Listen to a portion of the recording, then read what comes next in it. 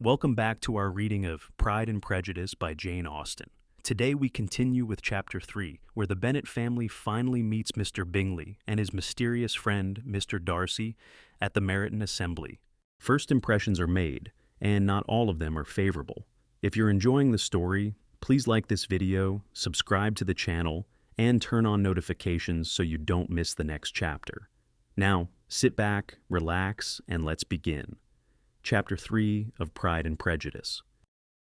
Chapter 3. Not all that Mrs. Bennet, however, with the assistance of her 5 daughters, could ask on the subject, was sufficient to draw from her husband any satisfactory description of Mr. Bingley. They attacked him in various ways, with barefaced questions, ingenious suppositions, and distant surmises, but he eluded the skill of them all, and they were at last obliged to accept the second-hand intelligence of their neighbor, Lady Lucas. Her report was highly favorable. Sir William had been delighted with him. He was quite young, wonderfully handsome, extremely agreeable, and, to crown the whole, he meant to be at the next assembly with a large party. Nothing could be more delightful. To be fond of dancing was a certain step towards falling in love, and very lively hopes of Mr. Bingley's heart were entertained. "If I can but see one of my daughters happily settled at Netherfield," said Mrs. Bennet to her husband, "and all the others equally well married, I shall have nothing to wish for." In a few days Mr. Bingley returned Mr. Bennet's visit, and sat about 10 minutes with him in his library. He had entertained hopes of being admitted to a sight of the young ladies, of whose beauty he had heard much. But he saw only the father. The ladies were somewhat more fortunate, for they had the advantage of ascertaining from an upper window that he wore a blue coat and rode a black horse. An invitation to dinner was soon afterwards dispatched, and already had Mrs. Bennet planned the courses that were to do credit to her housekeeping, when an answer arrived which deferred it all.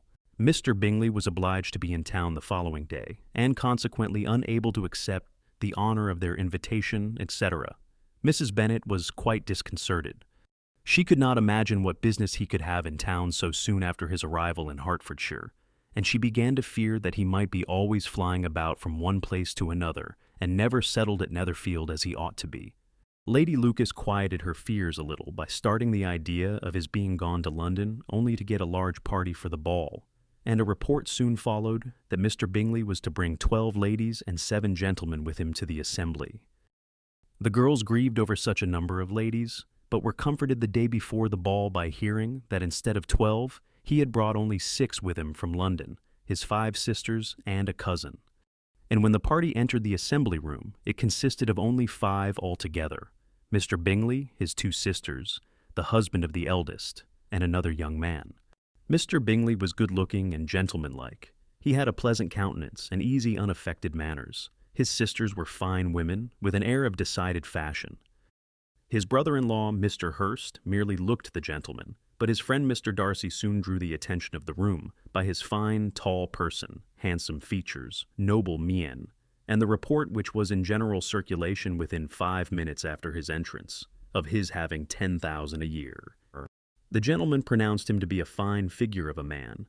The ladies declared he was much handsomer than Mr. Bingley, and he was looked at with great admiration for about half the evening, till his manners gave a disgust which turned the tide of his popularity, for he was discovered to be proud, to be above his company, and above being pleased, and not all his large estate in Derbyshire could then save him from having a most forbidding, disagreeable countenance, and being unworthy to be compared with his friend.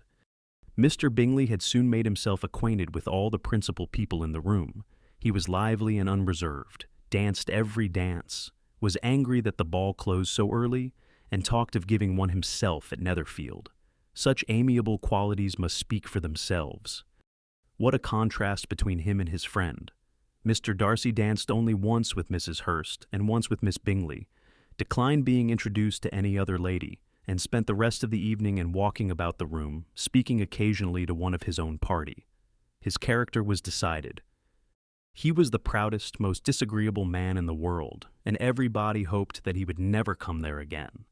Amongst the most violent against him was Mrs. Bennet, whose dislike of his general behavior was sharpened into particular resentment by his having slighted one of her daughters. Elizabeth Bennet had been obliged, by the scarcity of gentlemen, to sit down for 2 dances, And during part of that time, Mr. Darcy had been standing near enough for her to overhear a conversation between him and Mr. Bingley, who came from the dance for a few minutes, to press his friend to join it. "Come, Darcy," said he, "I must have you dance. I hate to see you standing about by yourself in this stupid manner. You had much better dance." "I certainly shall not. You know how I detest it, unless I am particularly acquainted with my partner. At such an assembly as this, it would be insupportable. Your sisters are engaged, and there is not another woman in the room whom it would not be a punishment to me to stand up with."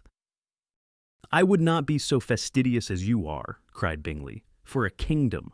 Upon my honor, I never met with so many pleasant girls in my life as I have this evening, and there are several of them you see uncommonly pretty." "You are dancing with the only handsome girl in the room," said Mr. Darcy, looking at the eldest Miss Bennet. "Oh, she is the most beautiful creature I ever beheld. But there is one of her sisters sitting down just behind you, who is very pretty, and I dare say very agreeable.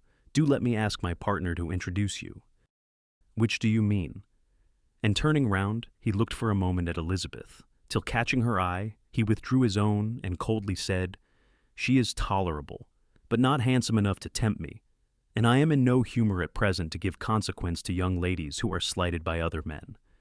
You had better return to your partner and enjoy her smiles, for you are wasting your time with me." Mr. Bingley followed his advice. Mr. Darcy walked off, and Elizabeth remained with no very cordial feelings towards him. She told the story, however, with great spirit among her friends, for she had a lively, playful disposition, which delighted in anything ridiculous.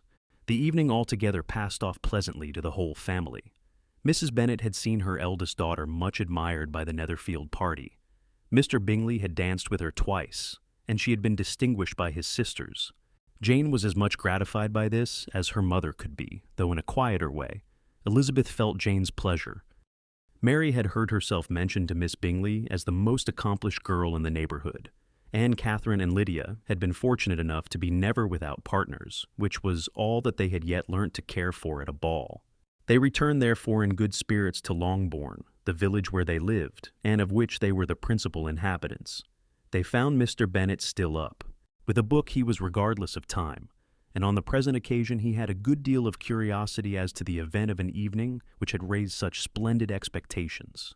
He had rather hoped that all his wife's views on the stranger would be disappointed, but he soon found that he had a very different story to hear.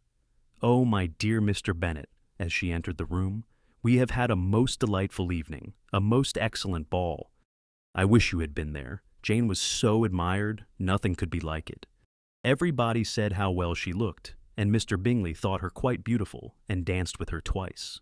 Only think of that, my dear, he actually danced with her twice, and she was the only creature in the room that he asked a second time. First of all, he asked Miss Lucas. I was so vexed to see him stand up with her, but, however, he did not admire her at all. Indeed, nobody can, you know, and he seemed quite struck with Jane as she was going down the dance. So he inquired who she was, and got introduced, and asked her for the two next. Then, the 2/3 he danced with Miss King, and the 2/4 with Maria Lucas, and the 2/5 with Jane again, and the 2/6 with Lizzie and the Boulanger. If he had had any compassion for me, cried her husband impatiently, he would not have danced half so much. For God's sake, say no more of his partners. Oh, that he had sprained his ankle in the first dance. Oh, my dear, continued Mrs. Bennet, I am quite delighted with him. He is so excessively handsome, and his sisters are charming women. I never in my life saw anything more elegant than their dresses. I dare say the lace upon Mrs. Hurst's gown. Here she was interrupted again. Mr. Bennet protested against any description of finery. She was therefore obliged to seek another branch of the subject, and related, with much bitterness of spirit and some exaggeration, the shocking rudeness of Mr. Darcy. But I can assure you, she added, that Lizzie does not lose much by not suiting his fancy, for he is a most disagreeable, horrid man, not at all worth pleasing, so high and so conceited that there was no enduring him. He walked here, and he walked there, fancying himself so very great, not handsome enough to dance with. I wish you had been there, my dear, to have given him one of your set-downs. I quite detest the man,